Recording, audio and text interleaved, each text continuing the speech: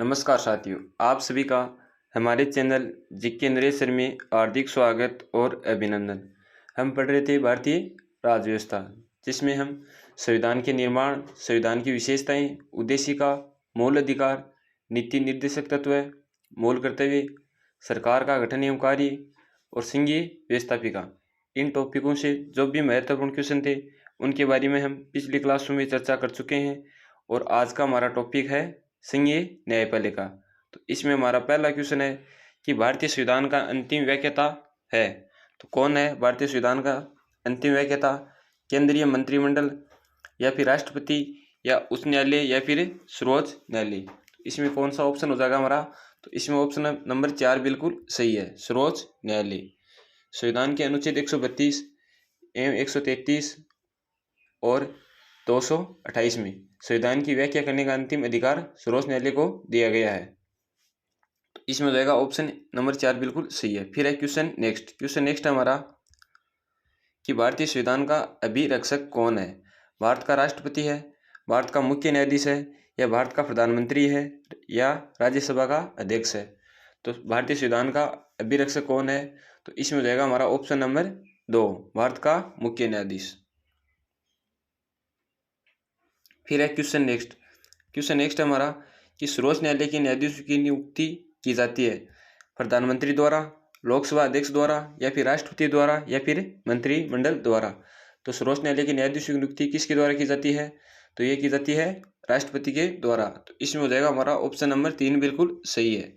संविधान के अनुच्छेद 124 में व्यवस्था है कि सर्वोच्च न्यायालय के मुख्य न्यायाधीश की नियुक्ति राष्ट्रपति ही करेंगे एवं अन्य न्यायाधीशों की नियुक्ति भी राष्ट्रपति मुख्य न्यायाधीश की परामर्श से करेंगे। तो इसमें हो जाएगा हमारा ऑप्शन नंबर 3।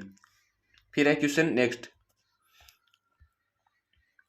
नेक्स्ट हमारा कि भारत के मुख्य न्यायमूर्ति उच्चतम न्यायालय को दिल्ली के अलावा अन्य स्थान पर अधिविष्ट करना चाहते हैं, इसके लिए उसे जरूरी है राष्ट्रपति का अनुमोदन, राष्ट्रपति की सहमति, राष्ट्रपति के आशय, या फिर राष्ट्रपति की अनुमति। तो इसमें हो जाएगा हमारा ऑप्शन नंबर 1, राष्ट्रपति का अनुमोदन।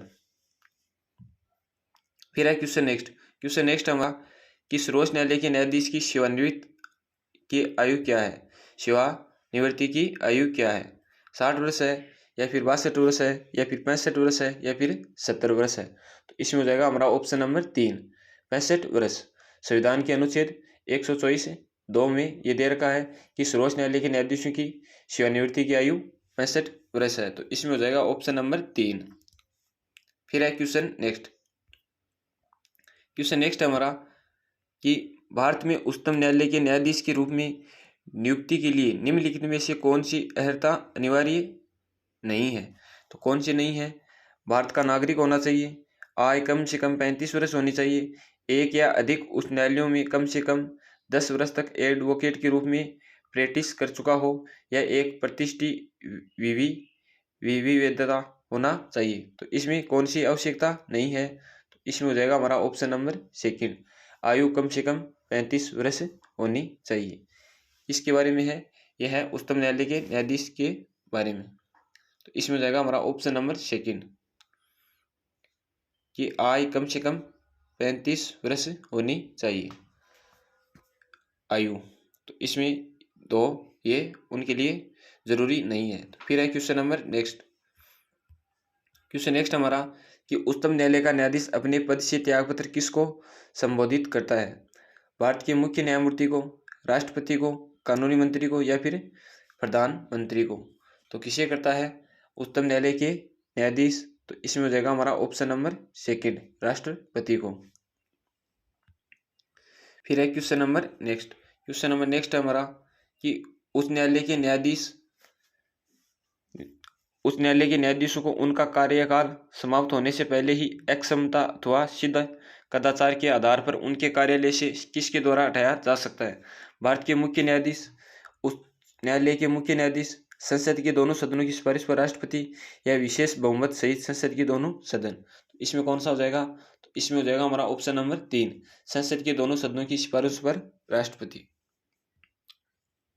फिर है क्वेश्चन नेक्स्ट हमारा कि भारत के उच्चतम न्यायालय के न्यायाधीशों को हटाने के लिए प्रस्ताव पारित करते हैं संसद के निम्न सदन के साधारण बहुमत द्वारा, या फिर संसद के उच्च सदन के 2/3 बहुमत द्वारा, या प्रत्येक सदन की कुल सदस्य संख्या की बहुमत द्वारा, या फिर प्रत्येक सदन की कुल सदस्य संख्या की बहुमत द्वारा और उस सदन में उपस्थित और मत देने वाले सदस्यों के 2/3 बहुमत द्वारा। तो इसमें हो जाएगा हमारा ऑप्शन नंबर 4। फिर है क्वेश्चन नेक्स्ट हमारा कि भारत के मुख्य न्यायमूर्ति और उच्चतम न्यायालय के अन्य न्यायाधीशों की नियुक्ति प्रक्रिया के विनियमन के लिए कौन अधिकृत है? तो कौन अधिकृत है? उच्चतम न्यायालय है, या विधि मंत्रालय है, या संसद है, या फिर विधि आयोग है? तो इसमें हो जाएगा हमारा ऑप्शन नंबर 3 संसद। फिर है क्वेश्चन नेक्स्ट हमारा कि उच्चतम न्यायालय के सेवानिवृत्त न्यायाधीशों के लिए कहाँ पर वकालत करने की मनाही है? तो कहाँ पर मनाही है? उच्चतम न्यायालय के अलावा किसी अन्य न्यायालय में, या फिर भारत के किसी भी न्यायालय में, या उच्च न्यायालयों से नीचे किसी भी न्यायालय में, या किसी भी फौजदारी अदालत में? तो इसमें कौन सा हो जाएगा? तो इसमें हो जाएगा भारत के किसी भी न्यायालय में। ऑप्शन नंबर 2 बिल्कुल सही है। फिर है क्वेश्चन नेक्स्ट हमारा कि सर्वोच्च न्यायालय के न्यायाधीशों के वेतन और भत्ते किसे प्रभारित किए जाते हैं? तो किससे किए जाते हैं? तो इसमें हो जाएगा हमारा भारतीय रिजर्व बैंक को, या भारत की आकस्मिक निधि को, या फिर भारत की संचित निधि को, या फिर वित्त आयोग को? तो इसमें हो जाएगा ऑप्शन नंबर 3 भारत की संचित निधि को। सर्वोच्च न्यायालय के न्यायाधीशों के वेतन और भत्ते भारत की संचित निधि को ही प्रभावित किए जाते हैं। और संविधान के अनुच्छेद 125 में उच्चतम न्यायालय के न्यायाधीशों के वेतन का प्रावधान है, जिसे संसदीय विधि द्वारा ही विनिश्चित करती है। तो इसमें हो जाएगा हमारा ऑप्शन नंबर 3 भारत की संचित निधि। फिर है क्वेश्चन नेक्स्ट हमारा कि भारतीय संविधान में न्यायिक पुनरीक्षण आधारित है विधि सम्मत शासन पर, या विधि की सम्यक प्रक्रिया पर, या विधि द्वारा स्थापित प्रक्रिया पर, या पूर्व निर्णयों तथा परिपाटियों पर? तो इसमें कौन सा होगा? तो इसमें हो जाएगा हमारा ऑप्शन नंबर 3 विधि द्वारा स्थापित प्रक्रिया पर। फिर है क्वेश्चन नेक्स्ट हमारा कि भारत के संविधान के अनुच्छेद 145(3) के अंतर्गत भारत के संविधान के निर्वाचन के बारे में विधि का कोई सारवान प्रश्न अंतर्वलित है, उसका विनिश्चय करने के लिए बैठने वाले न्यायाधीशों की न्यूनतम संख्या कितनी होगी? तो कितनी होगी? 3 होगी, 5 होगी, या 7 होगी, या फिर 9 होगी? तो कितनी होगी? तो इसमें हो जाएगा ऑप्शन नंबर 2 5।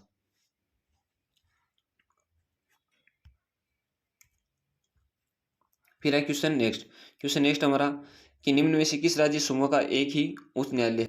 तो किसका है? मेघालय, मिजोरम, त्रिपुरा, या फिर पंजाब एवं हरियाणा, या असम, नागालैंड एवं मणिपुर, या उपरोक्त सभी का?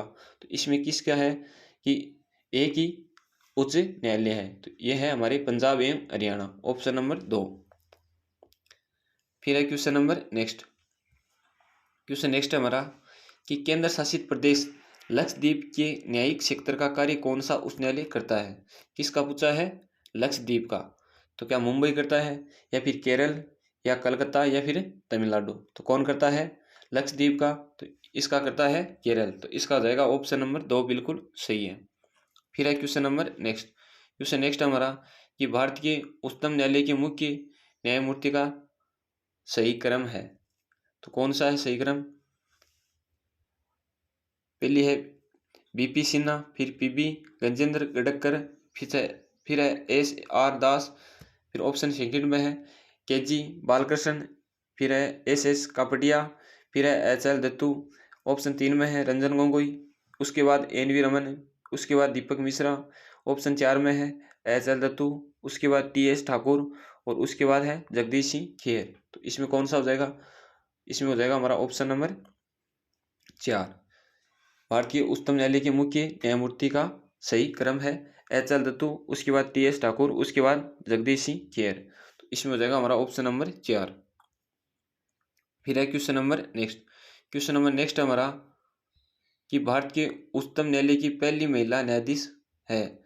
तो कौन है? फातिमा बीबी है, या फिर लीला सेठ है, या ज्ञानसुधा मिश्रा है, या सुजाता मनोहर है? तो कौन है? तो इसमें हो जाएगा हमारा ऑप्शन नंबर A फातिमा बीबी। भारत में प्रथम मुख्य न्यायाधीश तो हीरालाल जेकानिया, और उच्चतम न्यायालय के प्रथम न्यायाधीश पूछे तो शंभुनाथ पंडित, और उच्च न्यायालय की प्रथम महिला मुख्य न्यायाधीश पूछे तो लीला सेठ जो कि हिमाचल प्रदेश की थी, और सर्वोच्च न्यायालय में प्रथम महिला न्यायाधीश पूछे तो मीरा साहिब फातिमा बीबी। इसमें हो जाएगा हमारा ऑप्शन नंबर ए बिल्कुल सही है। अगर पूछे प्रथम महिला न्यायाधीश तो हो जाएगा अन्ना चांडी। तो इसमें पूछा है उच्चतम न्यायालय की पहली महिला न्यायाधीश तो फातिमा बीबी। फिर है क्वेश्चन नंबर नेक्स्ट।